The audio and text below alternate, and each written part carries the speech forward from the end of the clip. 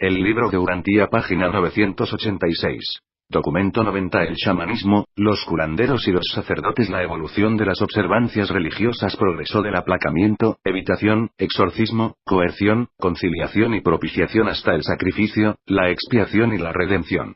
La técnica del rito religioso pasó de las formas del culto primitivo, a través del fetichismo, a la magia y a los milagros. Y a medida que el rito se tornaba más complejo en respuesta al concepto cada vez más complejo del hombre sobre los reinos supermateriales, estuvo inevitablemente dominado por los curanderos, chamanes y sacerdotes.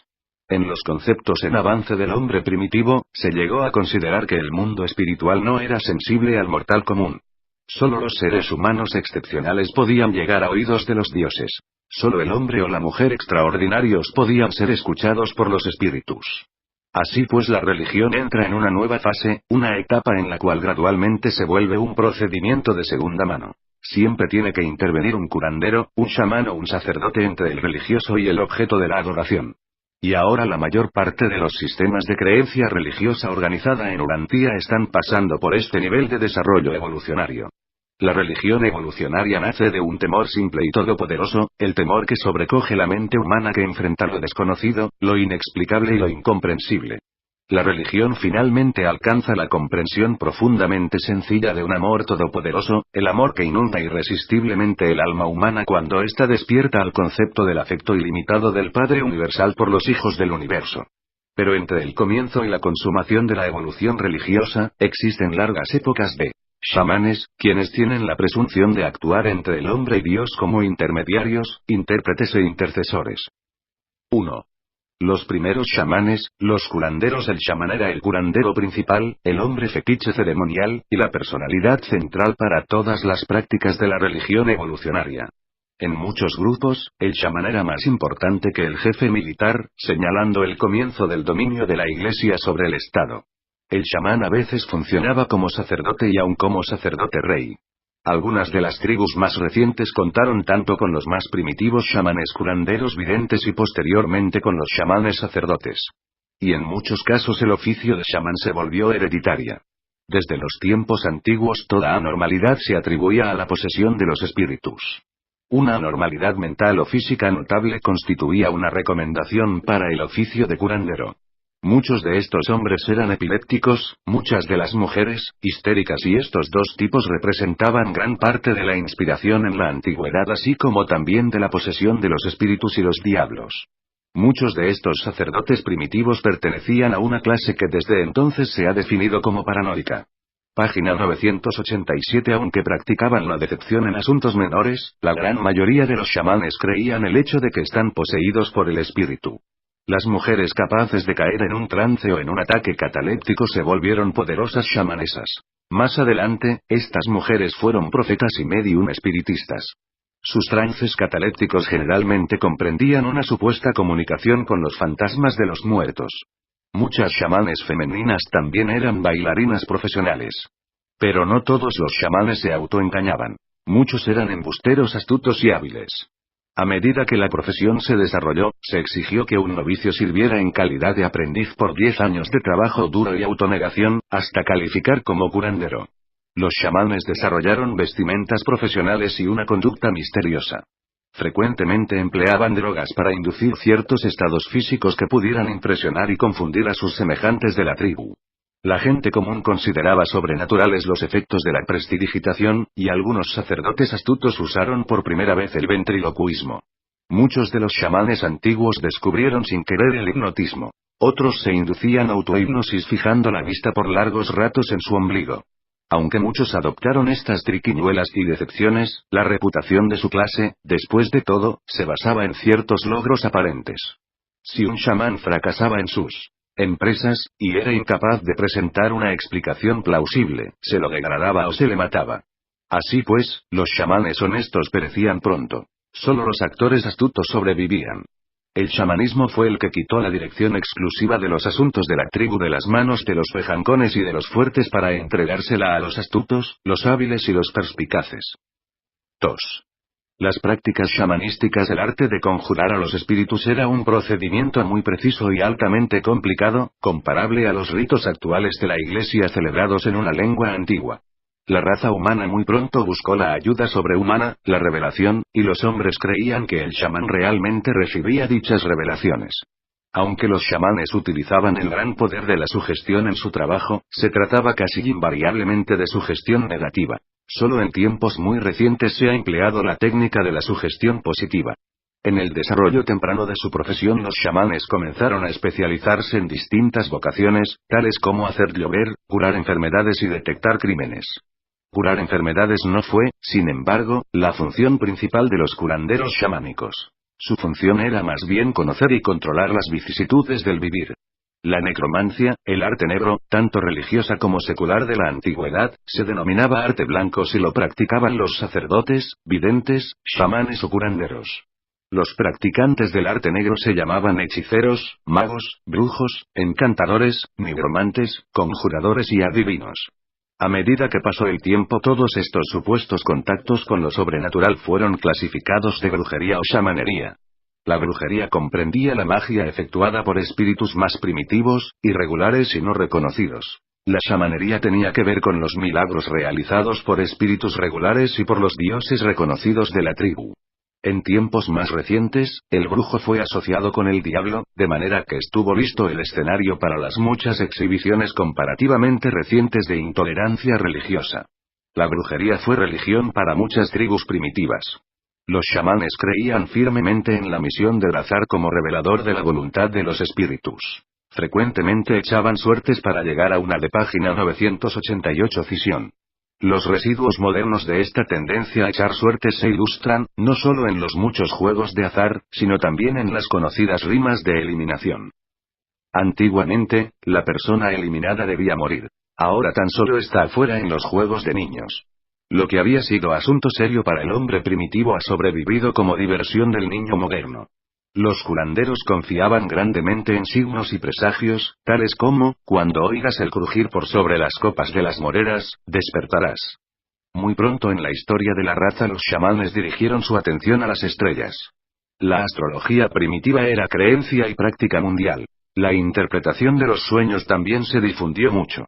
Todo esto fue seguido pronto por la aparición de las chamanesas temperamentales que decían poder comunicarse con los espíritus de los muertos. Aunque su origen es antiguo, los hacedores de lluvia, o chamanes meteorológicos, han persistido a través de todas las edades. Una sequía grave significaba la muerte para los agricultores primitivos. El control del tiempo era objetivo de mucha magia antigua. El hombre civilizado aún considera el tiempo un tema de conversación frecuente. Los pueblos antiguos creían en el poder del chamán como hacedor de lluvia, pero era costumbre matarle cuando fracasaba, a menos que pudiese ofrecer una excusa plausible para explicar su fracaso. Una y otra vez los césares prohibieron los astrólogos. Pero invariablemente estos volvían a aparecer debido a la creencia popular en su poder. No se los podía eliminar, y aún en el siglo XVI los dirigentes de la Iglesia Occidental y el Estado, eran los patronos de la astrología. Miles de personas supuestamente inteligentes aún hoy creen que alguien puede nacer bajo el dominio afortunado o desafortunado de las estrellas. Que la yuxtaposición de los cuerpos celestes determina el resultado de las distintas aventuras terrestres. Los adivinos aún están patrocinados por los crédulos. Los griegos creían en la eficacia del consejo del oráculo, los chinos utilizaban la magia como protección contra los demonios, el chamanismo floreció en India, y aún persiste abiertamente en Asia Central. Es una práctica que tan solo ha sido abandonada muy recientemente en buena parte del mundo. Una y otra vez, surgieron verdaderos profetas y maestros que denunciaron y desenmascararon el chamanismo. Aún el evanescente hombre rojo tuvo un profeta de este tipo durante los últimos 100 años, el Shaule Tenskwatawa, quien predijo el eclipse de sol en 1808 y denunció los vicios del hombre blanco. Muchos verdaderos maestros han aparecido entre las varias tribus y razas a lo largo de las largas edades de la historia evolucionaria. Y seguirán apareciendo para desafiar a los chamanes o sacerdotes de cualquier edad que se opongan a la instrucción general e intenten obstaculizar el progreso científico. De muchas maneras y mediante métodos tortuosos los antiguos chamanes establecieron su reputación como voceros de Dios y custodios de la providencia. Rociaban con agua al recién nacido y le daban nombre. Circuncidaban a los varones. Precedían todas las ceremonias fúnebres, anunciando la llegada segura del muerto a la tierra de los espíritus. Los sacerdotes chamánicos y los curanderos frecuentemente se hicieron muy ricos mediante la acumulación de sus varias tarifas que eran ostensiblemente ofrendas a los espíritus. No era infrecuente que un chamán acumulase prácticamente toda la riqueza material de su tribu. Cuando moría un rico era costumbre dividir su propiedad en partes iguales entre el chamán y alguna empresa o caridad pública. Esta práctica aún persiste en algunas partes del Tíbet, donde la mitad de la población masculina pertenece a esta clase improductiva. Página 989. Los chamanes vestían bien y generalmente tenían varias esposas. Constituyeron la aristocracia original, siendo exentos de todas las restricciones tribales. Muy frecuentemente su nivel mental y su sentido moral eran bajos. Suprimían a sus rivales acusándolos de brujería y hechicería y muy frecuentemente llegaron a posiciones de tal influencia y poder que pudieron dominar a los caciques o reyes. El hombre primitivo consideraba al chamán como un mal necesario. Le temía pero no le amaba. El hombre primitivo respetaba el conocimiento. Honraba y premiaba la sabiduría. El chamán era en su mayor parte fraudulento, pero la veneración por el chamanismo ilustra la importancia que se le dio a la sabiduría en la evolución de la raza. 3. La teoría chamánica de la enfermedad y de la muerte. Puesto que el hombre antiguo se consideraba a sí mismo y a su medio ambiente material como que respondía directamente a los caprichos de los fantasmas y las fantasías de los espíritus, no es extraño que su religión se ocupara tan exclusivamente de los asuntos materiales. El hombre moderno ataca directamente sus problemas materiales. Reconoce que la materia responde a la manipulación inteligente de la mente. El hombre primitivo del mismo modo deseaba modificar y aun controlar la vida y energías de los dominios físicos. Y puesto que su comprensión limitada del cosmos le condujo a la creencia de que los fantasmas, los espíritus y los dioses estaban personal y directamente ocupados en el control detallado de la vida y de la materia, dirigió lógicamente sus esfuerzos a ganar el favor y el apoyo de estas agencias sobrehumanas. Visto bajo esta luz, mucho de lo inexplicable e irracional en los cultos antiguos se torna comprensible. Las ceremonias del culto eran el intento del hombre primitivo por controlar el mundo material en el cual se encontraba. Y muchos de sus esfuerzos se dirigieron al objetivo de prolongar la vida y asegurar la salud. Puesto que todas las enfermedades y la muerte misma originalmente se consideraban fenómenos espirituales, era inevitable que los chamanes, al actuar como curanderos y sacerdotes, también laboraran como médicos y cirujanos. La mente primitiva puede encontrarse en desventaja por falta de conocimiento de los hechos, pero así y todo es lógica. Cuando los hombres razonadores observan la enfermedad y la muerte, se disponen a determinar las causas de estos sucesos, y de acuerdo con su comprensión, los chamanes y los científicos han propuesto las siguientes teorías de la aflicción. 1. Fantasmas, influencias directas de los espíritus. La hipótesis más primitiva ofrecida como explicación de la enfermedad y de la muerte consistía en que los espíritus causaban las enfermedades al atraer al alma fuera del cuerpo. Si ésta no regresaba, se producía la muerte. Los antiguos tanto temían la acción malévola de los fantasmas productores de enfermedades que las personas enfermas frecuentemente eran abandonadas sin siquiera alimento ni agua. Aparte de la base errónea de estas creencias, estas aislaron en forma eficaz a las personas enfermas, previniendo así la diseminación de las enfermedades contagiosas. 2. Violencia, causas obvias.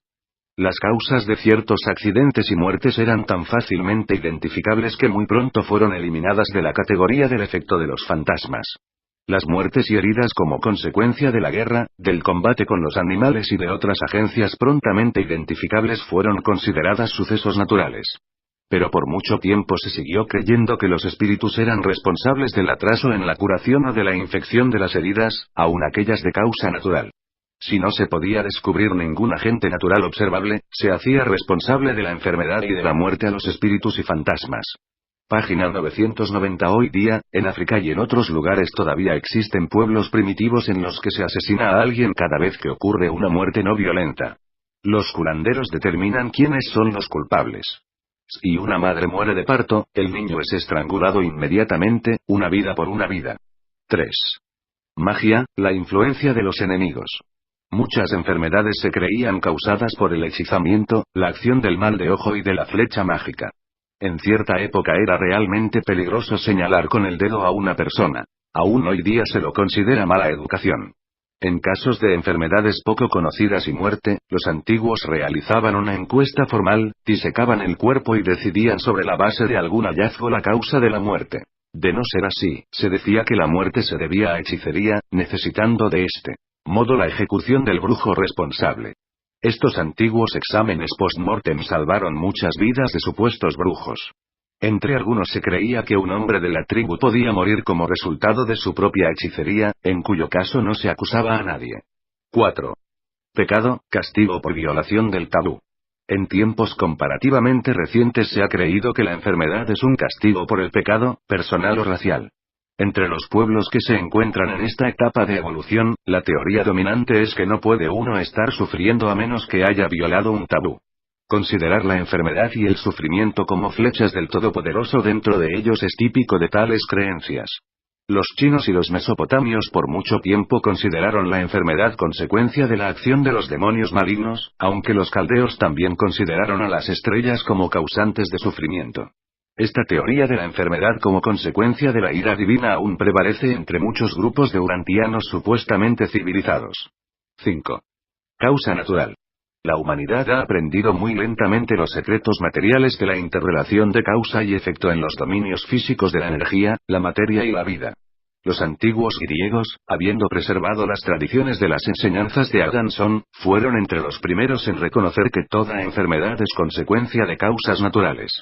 Lentamente y con seguridad la evolución de la era científica está destruyendo las teorías antiguas del hombre sobre la enfermedad y la muerte. La fiebre fue uno de los primeros sufrimientos humanos que se eliminaron de la categoría de los desórdenes sobrenaturales, y progresivamente la era de la ciencia ha roto las cadenas de la ignorancia que por tanto tiempo aprisionaron la mente humana. La comprensión de la vejez y del contagio está obliterando gradualmente el temor del hombre a los fantasmas, espíritus y dioses como causantes personales del sufrimiento humano y del dolor mortal. La evolución obtiene indefectiblemente su fin, imbuye al hombre de ese temor supersticioso de lo desconocido y terror de lo invisible que constituye el andamiaje del concepto de Dios. Habiendo presenciado el nacimiento de una comprensión avanzada de la deidad, a través de la acción coordinada de la revelación, esta misma técnica de la evolución pone en movimiento infaliblemente aquellas fuerzas del pensamiento que obliterarán inexorablemente el andamiaje, que ya ha cumplido su misión. 4.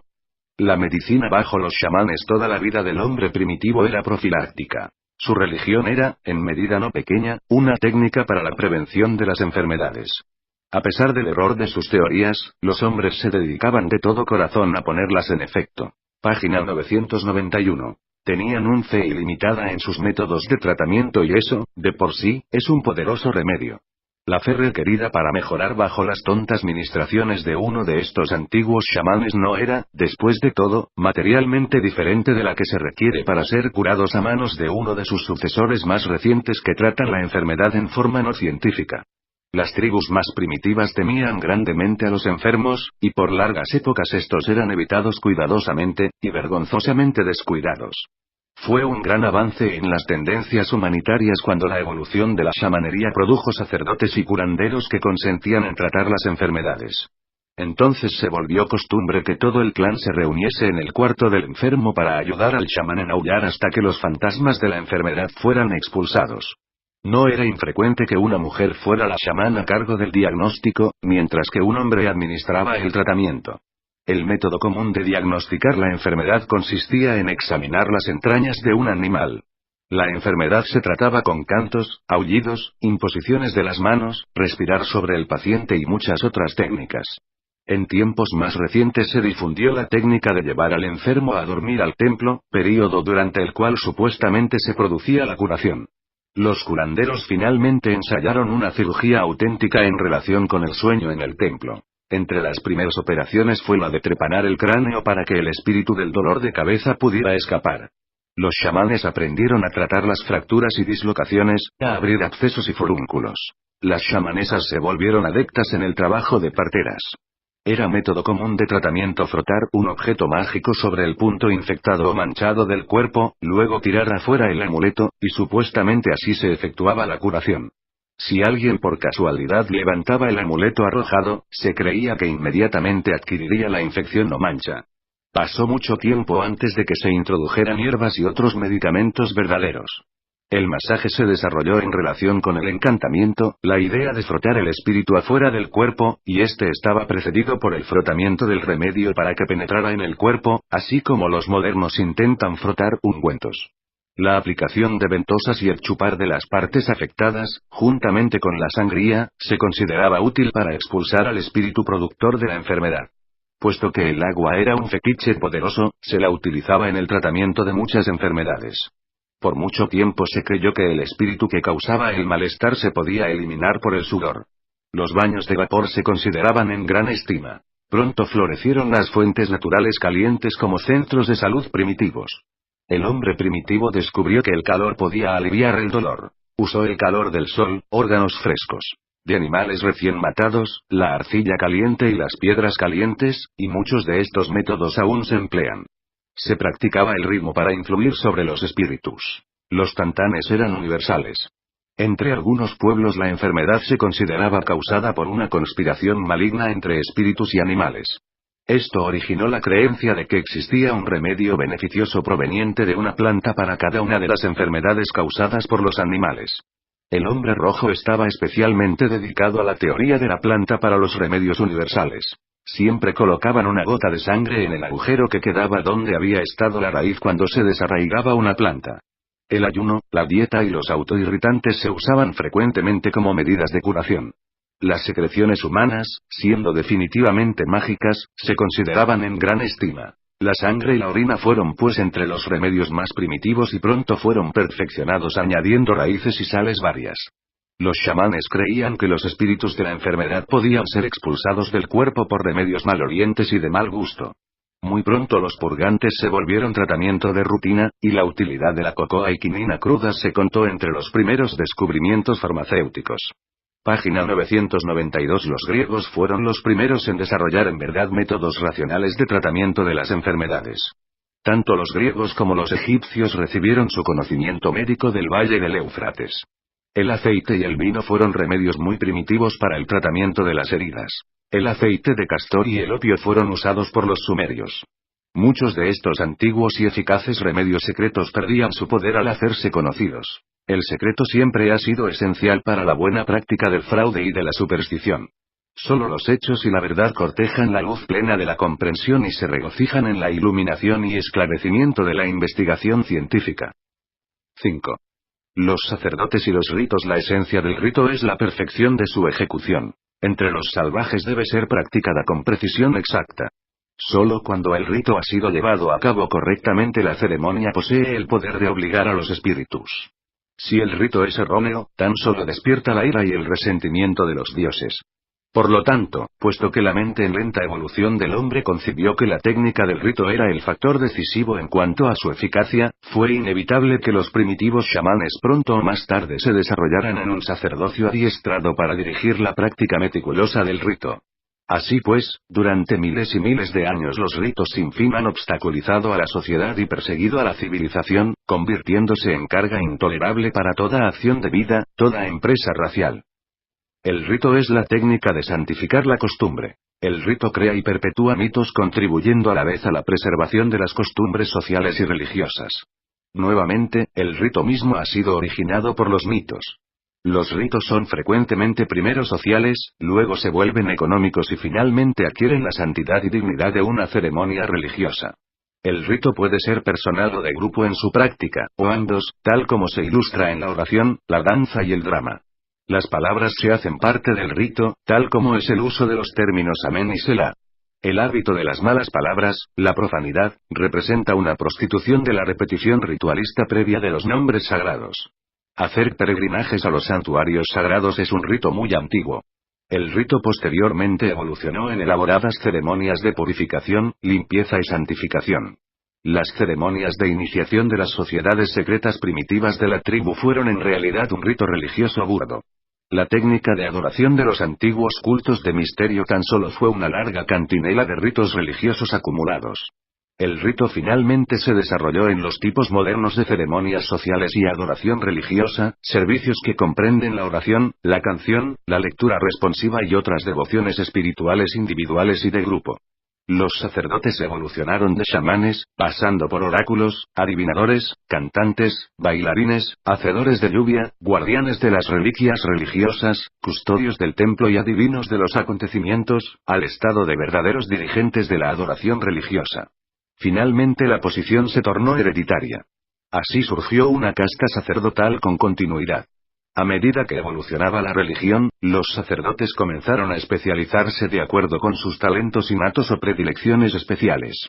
Algunos se volvieron cantantes, otros oraban y aún otros sacrificaban. Más adelante aparecieron los oradores, los predicadores. Cuando la religión se volvió institucionalizada, estos sacerdotes afirmaron tener las llaves del cielo. Los sacerdotes siempre han tratado de impresionar y asustar a la gente común conduciendo el rito religioso en una lengua antigua y compases mágicos para confundir a los adoradores y elevar su propia piedad y autoridad. El gran peligro en todo esto consiste en que el rito tiende a tornarse el sustituto de la religión. Página 993. Los sacerdocios han hecho mucho por retrasar el desarrollo científico y obstaculizar el progreso espiritual, pero han contribuido a la estabilización de la civilización y al enaltecimiento de ciertos tipos de cultura. Pero muchos sacerdotes modernos cesaron de funcionar como dirigentes del rito de la adoración de Dios, volviendo su atención a la teología, el intento de definir a Dios. No se niega que los sacerdotes han representado una piedra atada al cuello de las rachas, pero los verdaderos líderes religiosos han sido invaluables en señalar el camino hacia realidades más elevadas y mejores. Presentado por un Melquisedec de Nevadón.